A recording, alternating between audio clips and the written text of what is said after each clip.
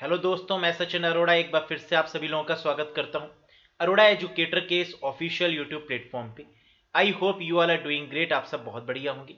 आज के इस सेशन में हम लोग बात करने वाले हैं FSSAI कंप्यूटर लिटरेसी के बेस्ट 10 MCQs पर।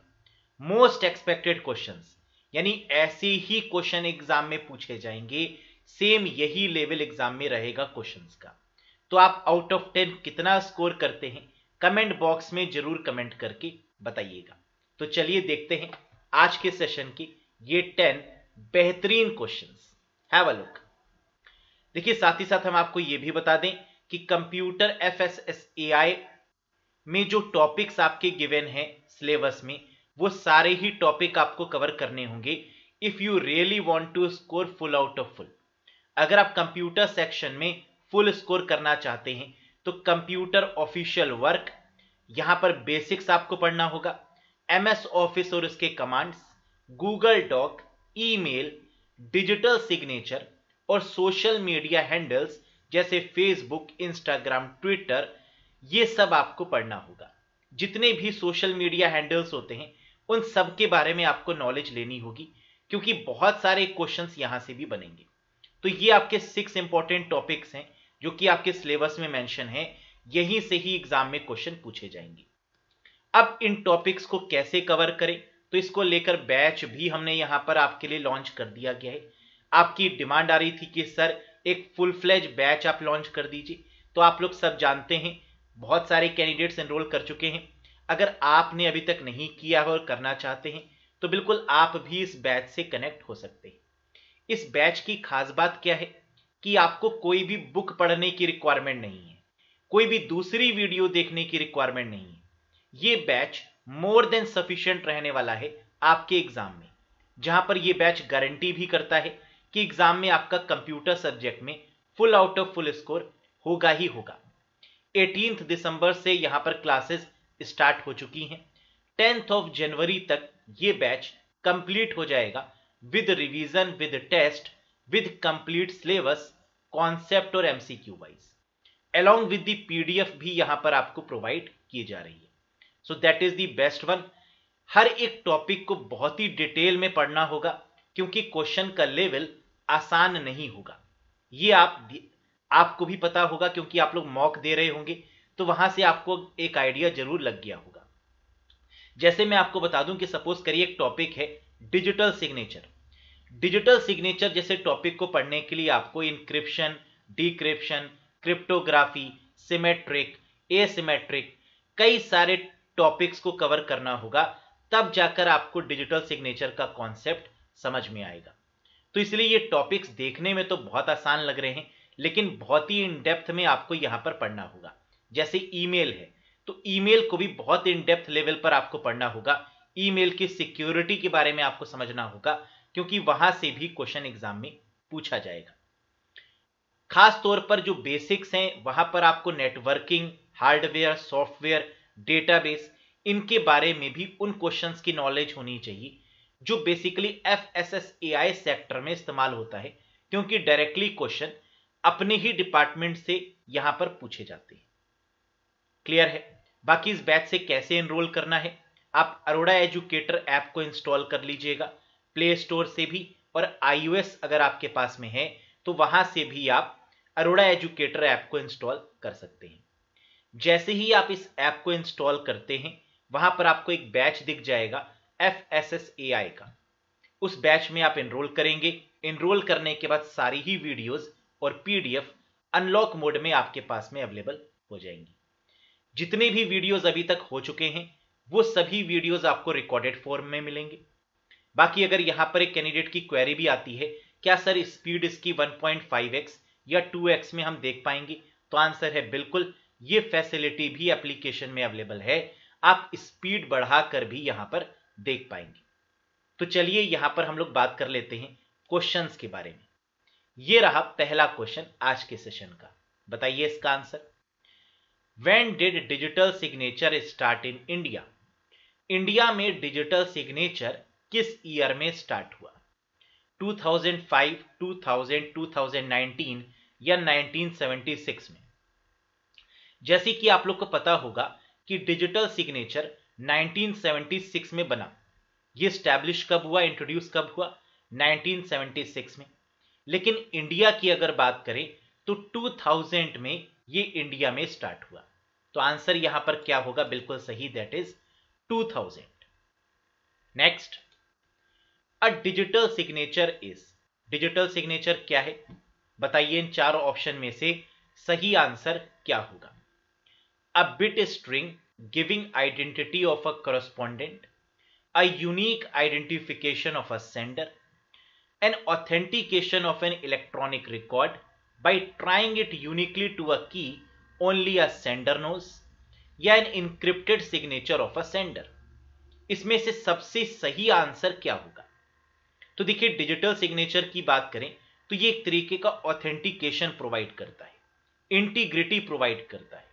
तो इसका मतलब an authentication of an electronic record, ये एक तरीके का इलेक्ट्रॉनिक सिग्नेचर है या इलेक्ट्रॉनिक रिकॉर्ड को ऑथेंटिकेशन प्रोवाइड करने के लिए यूज किया जाता है। By trying it uniquely to a key only a sender knows, और इसके पीछे जो की इस्तेमाल होती है उसकी नॉलेज सिर्फ सेंडर को ही होती है, तभी तो हम इसको ऑथेंटिकेट कर पाएंगे। तो बिल्कुल आपने सही पहचाना होगा कि करेक्ट आंसर यहां पर होगा, that is third one. Clear है? नेक्स्ट देखिए, a digital signature needs dash system. Digital signature किस सिस्टम पर बेस्ड है? Symmetric key system, asymmetric key, either one और टू, या neither one nor two. Digital signature आपको पता होगा ये पूरे तरीके से एसिमेट्रिक की पर बेस्ड है, या हम इसको पब्लिक की भी बोल सकते हैं। तो आंसर यहां पर क्या होगा? एसिमेट्रिक की या फिर पब्लिक की सिस्टम। यही की को हम क्रिप्टोग्राफी के नाम से भी जानते हैं, यानी एसिमेट्रिक क्रिप्टोग्राफी भी हम इसको बोल सकते हैं। Next, which statement is true for Google doc? Google doc से रिलेटेड इसमें से कौन सा स्टेटमेंट वैलिड है या कौन सा स्टेटमेंट बिल्कुल सही है? You can create and edit text document right in your web browser. कह रहा है गूगल डॉक की मदद से आप जो कंटेंट है, जो टेक्स्ट है, उसको एडिट कर सकते हैं सीधे ब्राउजर पर। No special software is required. कह रहा है गूगल डॉक के लिए कोई अलग से सॉफ्टवेयर की रिक्वायरमेंट नहीं होती। Even better, multiple people can work at the same time. कह रहा है इस पर कई सारे लोग एक साथ काम कर सकते हैं, या ऑल आर ट्रू। ये सभी स्टेटमेंट सही हैं। क्या लगता है आपको, कौन सा स्टेटमेंट वैलिड है, कौन सा ट्रू है? तो बिल्कुल ये सभी स्टेटमेंट गूगल डॉक की वैलिड स्टेटमेंट है। क्रिएट कर सकते हैं, एडिट कर सकते हैं डॉक्यूमेंट को in your web browser, browser की मदद से। No special software is required. docs.google.com इसकी वेबसाइट है, तो डायरेक्टली वेबसाइट पर जाकर ही आप काम करते हैं, ब्राउजर की मदद से ही आप काम करते हैं, तो आपको अलग से कोई सॉफ्टवेयर भी इंस्टॉल करने की रिक्वायरमेंट नहीं होती। Even better, multiple people can work, एक साथ कई लोग काम कर सकते हैं इस पे, क्योंकि ये शेयरेबल मोड में होता है। और ऑल आर ट्रू, यानी ये सभी पॉइंट्स क्या हैं? वैलिड है। नेक्स्ट देखिए, Google suit is now called. Google suit का नाम बदल दिया गया है, अब इसको किस नाम से जाना जाता है?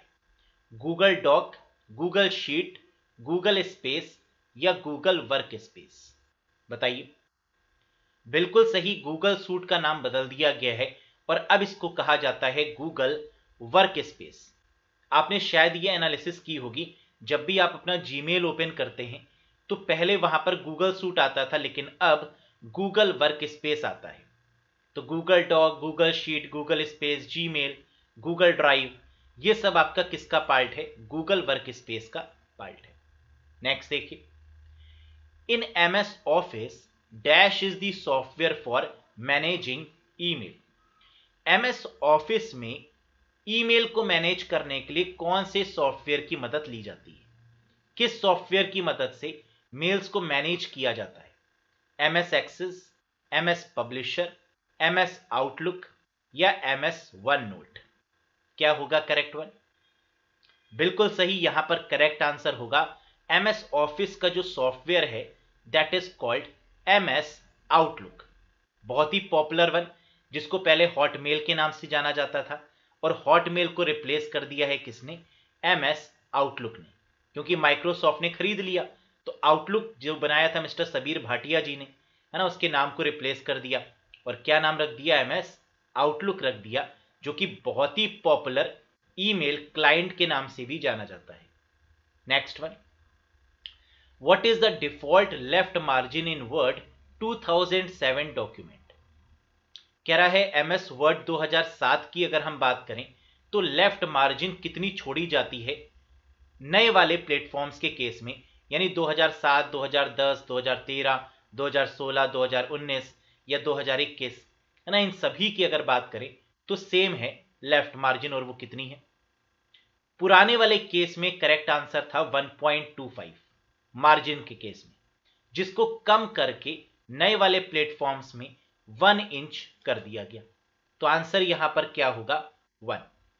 अगर यही क्वेश्चन 2003 के साथ में पूछा जाता तो आंसर होता 1.25, लेकिन लेटेस्ट यानी 2007 के बारे में पूछा जा रहा है, यानी 2007 और इसके बाद वाले जितने भी वर्जन हैं उन सभी में आंसर क्या होगा? 1 इंच होगा। That is the default left margin.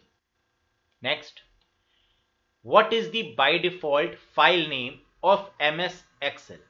ये तो पता ही होगा आपको, बहुत आसान है, बहुत इंपॉर्टेंट क्वेश्चन भी है। MS एक्सेल का जो बाय डिफॉल्ट नाम होता है वो क्या होता है? बाय डिफॉल्ट नाम का मतलब क्या है?